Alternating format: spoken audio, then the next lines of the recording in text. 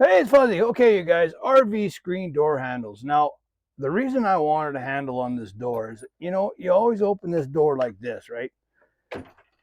Or the wind takes it and you want to be inside still. And then you grab this thing and you usually pull it out or it stretches or whatever the case may be. Okay. So I decided to put this handle on so you can close the door just like that, right? Take it on. You want the door open for a bit, close it. All right, now this particular brand comes in 5 pieces, okay? So 1, 2, 3, 4, 5.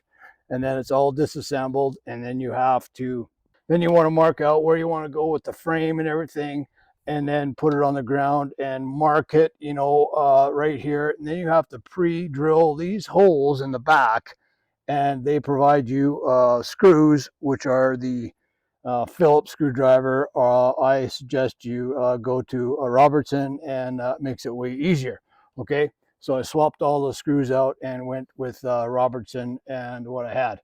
Okay, so anyway, you get that on and then you pre-drill it, and I'll show you. Now, right there, you pre-drill those holes where they got to be, these holes where they got to be. Okay, for the length of it, now you can see. Okay, you can see right in there where you put these bolts here. Okay, now those come pre-drilled right there and there, but these don't. So you have to pre-drill these holes in order to get them to fit where you want, because it is adjustable, right, back and forth until you find the spot you want. Okay, but all in all, I think it's a great product. A little bit of tinkering around. You need at least 3 hands.